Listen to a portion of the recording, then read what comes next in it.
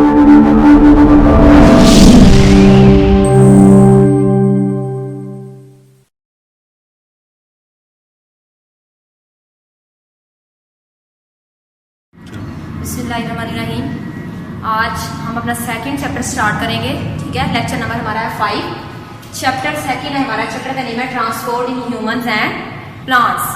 सबसे पहले जो यहाँ पे टर्म यूज की गई है वो है ट्रांसपोर्टेशन। ट्रांसपोर्टेशन हम किसको कहते हैं? ट्रांसपोर्ट करना, किसी चीज को तरसील करना। ठीक है, एक जगह से दूसरी जगह भेजना किसी भी चीज को। ट्रांसपोर्टेशन की यहाँ पे डेफिनेशन बताई गई आपकी बुक के अंदर। ट्रांसपोर्टेशन बेसिकली है क्या? It is the supply of food, water, oxygen and removal of waste material from the body. तो ये सारे के सारे कलेक्टिवली ये सारे प्रोसेस की हम बात करते हैं तो क्या है? बेसिकली यही ट्रांसपोर्टेशन है। ठीक है, हमारे बॉडी के हर सेल को खुराक चाहिए, ठीक है, ऑक्सीजन भी चाहिए और हमें अपना फंक्शन परफॉर्म करने के लिए, प्रॉपर फंक्शन परफॉर्म करने के लिए हमें वाटर की भी जरूरत होती है, पानी की भी जरूरत होती है। तो इन सारी चीजों की ट्रांसपोर्ट और डाइजेशन के प्रोसेस के नतीजे में जो भी वेस्ट मटेरियल बनता है उस वेस्ट मटेरियल का जो रिमूवल है, ये सारा प्रोसेस जो कलेक्टिवली इसको हम क्या कहेंगे? ट्रांसपोर्टेशन का नाम देते हैं इसको। ठीक है, अगर ह्यूमंस की हम बात करते हैं, ह्यूमंस के अंदर ट्रांसपोर्ट के लिए कौन सा सिस्टम मौजूद है? तो ह्यूमंस में जो सिस्टम है उसको हम ब्लड सर्कुलेटरी सिस्टम का नाम देते हैं। ब्लड सर्कुलेटरी सिस्टम के कंपोनेंट्स कौन कौन से हैं? आप सबको पता है कौन कौन से इसके कंपोनेंट्स हैं। सबसे पहले हार्ट आ जाता है, उसके बाद है ब्लड वेसल्स और तीसरे नंबर पे है ब्लड। ये कंपोनेंट है किसके? ब्लड सर्कुलेटरी सिस्टम के। इसमें सबसे पहले जो हमारे पास हार्ट है, अगर हम हार्ट की बात करते हैं, हार्ट क्या है? ये एक मस्कुलर ऑर्गन है। ठीक है, एक ऑर्गन है जो कि पंप करता है, ब्लड को पंप करता है, सारे बॉडी पार्ट्स तक उसको भेजता है। इसके साइज की हम बात करते हैं, इसका साइज कितना होता है? एक इंसानी बंद मुट्ठी के जितना। ठीक है, क्लोज फिस्ट जो हमारी है एक बंद मुट्ठी के जितना इसका साइज है, यानी बहुत छोटा सा एक ऑर्गन है जो कि हमारे सारे बॉडी पार्ट्स तक जो ऑक्सीजन पहुंचा रहा है, खुराक पहुंचा रहा है, ये इसका बेसिक काम है। ठीक है, लोकेशन की अगर हम बात करें इसकी, ये कहाँ पे पाया जाता है? It is found in the chest, सीने के अंदर। ये सीने के खला के अंदर, चेस्ट कैविटी में ये मौजूद होता है। ये हो गई इसकी लोकेशन। देन हम इसके फंक्शन की बात करते हैं। अभी मैंने आपको इसका फंक्शन बताया। इसका फंक्शन क्या है? इसने ब्लड को पंप करना है। ठीक है, ब्लड को पंप करना है, सारे बॉडी पार्ट्स तक ब्लड को पहुंचाना है। अब ब्लड कितनी तरह का होता है? यहाँ पे अगर हम बात करते हैं तो दो तरह का ब्लड होता है। एक है ऑक्सीजनेटेड ब्लड, दूसरा है डीऑक्सीजनेटेड ब्लड। अब इन दोनों में डिफरेंस क्या है? ऑक्सीजनेटेड ब्लड और डीऑक्सीजनेटेड ब्लड क्या होते हैं? ऑक्सीजनेटेड ब्लड एक ऐसा ब्लड होगा जिसके अंदर ऑक्सीजन की कंसंट्रेशन, ऑक्सीजन की मिकदार ज्यादा होगी, कार्बन डाइऑक्साइड की मिकदार कम होगी। ऐसे ब्लड को कहेंगे ऑक्सीजनेटेड ब्लड। दूसरा जो है वो है डीऑक्सीजनेटेड ब्लड। तो ऐसा ब्लड जिसके अंदर ऑक्सीजन की कंसंट्रेशन, ऑक्सीजन की मिकदार कम होगी और कार्बन डाइऑक्साइड की कंसंट्रेशन ज्यादा होगी, तो उसको हम क्या कहेंगे? Deoxygenated blood. तो ये दो तरह का ब्लड होता है हमारी बॉडी के अंदर, जिसको एक है ऑक्सीजनेटेड ब्लड, दूसरा है डीऑक्सीजनेटेड ब्लड। ठीक है, तो इनको डिफरेंट पाथवे से फॉलो करते हैं हमारी बॉडी के अंदर और हार्ट के जरिए से फिर ये सारे बॉडी पार्ट्स तक इनको पहुंचाया जाता है। अगर इसके चैम्बर्स की बात करते हैं, चैम्बर्स हम किसको कहते हैं? खाने आप कह सकते हैं, आप कंपार्टमेंट्स कह सकते हैं। ठीक है, तो हमारे हार्ट के 4 चैम्बर्स हैं। दो जो इसके चैम्बर्स हैं, जो अपर चैम्बर्स हैं, दोनों ऊपर वाले जो हिस्से हैं उनको हम एट्रिया बोलते हैं। एट्रिया या एट्रियम, अगर सिंगल बोलेंगे तो एट्रियम, दोनों को बोलेंगे तो एट्रिया। ठीक है, और जो नीचे वाले दोनों चैम्बर्स हैं वो कहलाते हैं वेंट्रिकल्स। तो टोटल हमारे हार्ट के अंदर 4 चैम्बर्स हैं, इसके 4 खाने होते हैं, 2 एट्रिया और 2 वेंट्रिकल्स। अब इसके अंदर से जो लेफ्ट साइड पे वेंट्रिकल है वो सबसे बड़ा और सबसे स्ट्रॉन्ग है। यहाँ पे डायग्राम भी मैंने बनाई है। अब यहाँ पे डायग्राम आपको क्लियर है। तो ये दो ऊपर वाले जो दोनों चेम्बर्स हैं इनको हमने किसका नाम दिया? एट्रिया का या एट्रियम। ठीक है, यहाँ पे देख रहे हैं, मेंशन किया मैंने, लेफ्ट एट्रियम है और ये राइट एट्रियम है। ये नीचे वाले 2 चैम्बर्स हैं, ये लेफ्ट वेंट्रिकल है और ये राइट वेंट्रिकल है। ठीक है, तो ये 4 चैम्बर्स हैं हमारे हार्ट के अंदर, एट्रियम और वेंट्रिकल्स। अब यहाँ पे हम बात कर रहे हैं लेफ्ट वेंट्रिकल की, ये सबसे स्ट्रॉन्ग चैम्बर है, सबसे लार्जेस्ट चैम्बर है।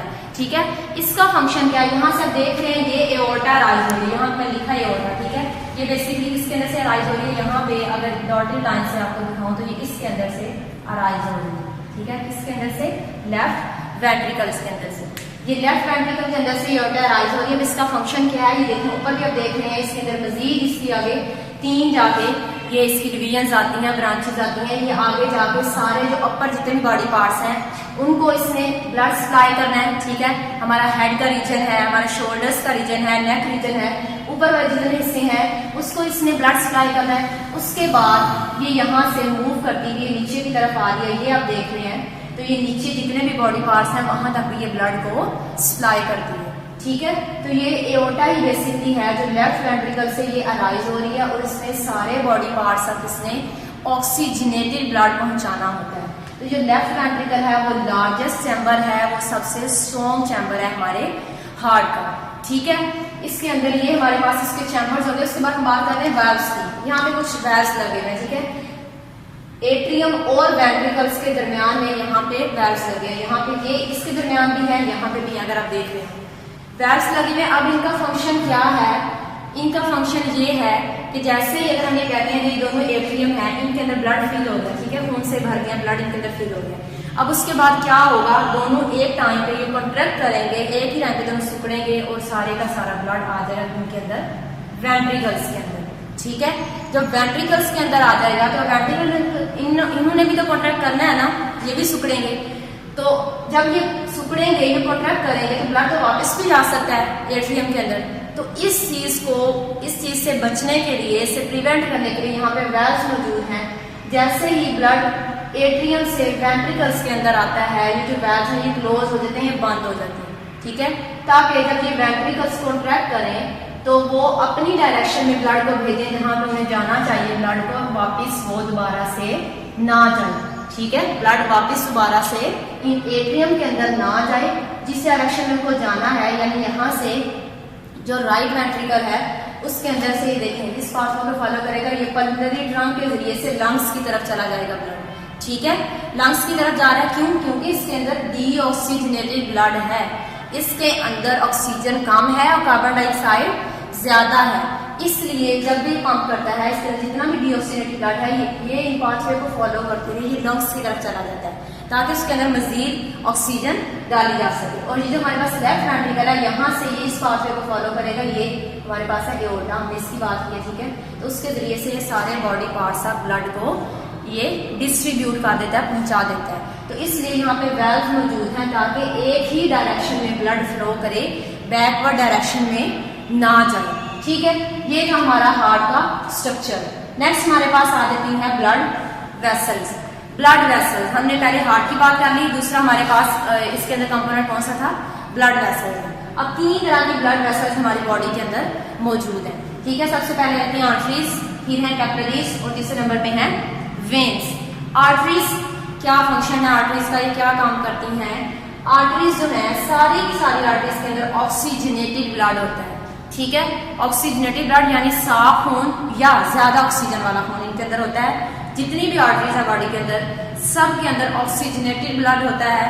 अगर ऑक्सीजनेटेड है तो इसका मतलब है ये हार्ट से अवे जाएंगी, यानी बॉडी की तरफ जाएंगी। सपोज हम यहाँ से कह रहे हैं ये बॉडी की तरफ जा रहे हैं, ठीक है, हार्ट से अवे जा रहे हैं, दिल से दूर जा रहे हैं, क्यों? क्योंकि उनके अंदर ऑक्सीजनेटेड ब्लड है, ठीक है। तो सारी आर्टरीज के अंदर ऑक्सीजनेटेड ब्लड होता है सिवाय एक के, जिसको हम बोलते हैं पल्मोनरी आर्टरी। पल्मोनरी आर्टरी जो लंग्स की तरफ लेके जा रही है ब्लड को, इसके अंदर डीऑक्सीजनेटेड ब्लड है। अभी हमने बात की है लंग्स की तरफ ले जा रही है, तो लंग्स में क्या होता है? वहां पे ऑक्सीजन है, इसीलिए उसकी तरफ जा रही है ना कि इसके पास ऑक्सीजन कम है। तो पल्मोनरी आर्टरी के अंदर जो ब्लड होगा वो डीऑक्सीजनेटेड होगा।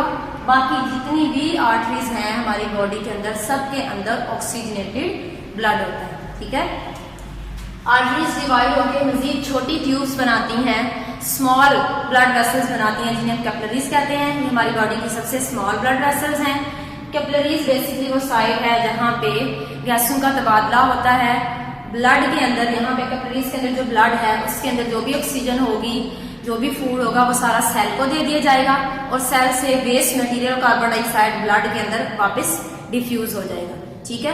अब इनका डायमीटर इतना छोटा होता है ब्लड कैपिलरीज का कि इनके अंदर एक टाइम पे सिर्फ एक ही रेड ब्लड सेल पास कर सकते हैं। तो ये स्मॉलेस्ट ब्लड वेसल है हमारी बॉडी की और बेसिकली यही वो साइड है यहाँ जहाँ पे गैसों का तबादला होता है, वेस्ट मटेरियल का एक्सचेंज होगा। कैपिलरीज मिलकर बड़ी वेसल्स बना देती हैं, जिनको हम वेन्स बोलते हैं, ठीक है। अब क्योंकि यहाँ पे गैसों का तबादला हो चुका है, सारे का सारा वेस्ट मटेरियल उस ब्लड के अंदर डीऑक्सीजनेटेड ब्लड है वो आ गया सारा वेन्स के अंदर। तो अगर हम इसको डिफाइन भी करते हैं तो हम ये कहते हैं कि ऐसी ब्लड वेसल्स जिनके अंदर डीऑक्सीजनेटेड ब्लड होगा उनको क्या बोलते हैं, वेन्स।